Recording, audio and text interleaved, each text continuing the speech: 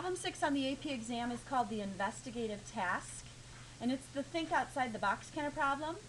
Part A of this particular question is not think outside the box, but some of you noticed some of what was written below Part A when they talk about K being the, having to do with those who are absolutely certain about the response. So when you go beyond Part A of this question, it gets really think outside the box. But A is just a straightforward confidence interval. And it's what type of confidence interval? Okay, and it's a 1 proportion Z interval, right? So right away I'm going to identify that. It's a 1 proportion Z interval. I'm trying to estimate the true proportion of this population who are who answered the would answer the multiple choice questions correctly, right? Okay. So what did you include in your state? Throw out whatever you got, whatever you've got. Okay, N is 9,600. Good. What else do you have? Somebody else. L is 99%. Okay, L is 99% or 0.99. What else do you have? P is 28. P hat is 0.28, you mean, right? Okay. Anything else that we should include in the state? How about our definition of P? That's what we're trying to estimate, right? Okay. And that's usually found right in the stem of the problem. So it says let P be the, and I'm going to be a little bit lazy here and just underline it. Proportion of 12th grade students who would answer the question correctly. I could still get it essentially correct by just doing that. Save myself a little bit of time. Okay? So any questions about the state? All right, you bright-eyed and bushy-tailed students. I'm not used to my first hour being so quiet. How about step 2? What do we include? Random. Were we told that it was randomly taken or selected? Yes, check. What else? Normal. How do we check for normality with proportions?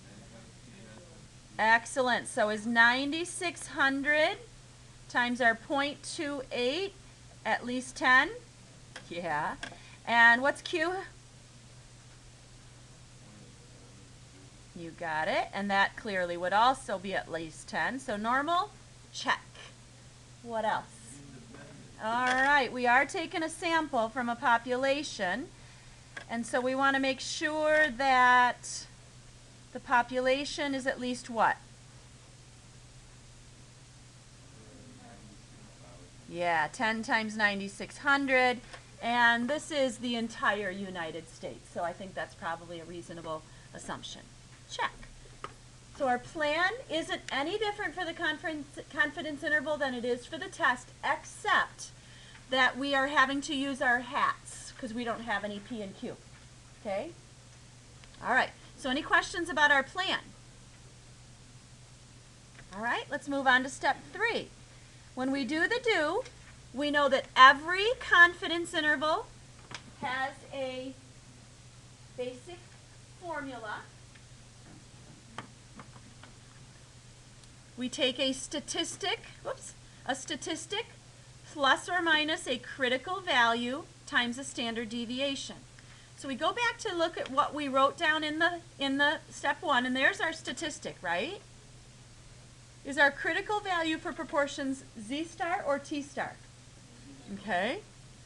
And then we see our standard deviation for proportions is right here, square root of PQ over N, but it's standard error here because we don't know P, right? So it's going to be the square root of P hat, Q hat over N. Okay? Let's plug everything in. P hat is 0.28. What is Z star for what level of confidence? 99. What is that? Good job. We can see that in the bottom of table B in the infinity row. You got it. So P hat is 0.28, Q hat 0.72, and N, of course, is 9,600.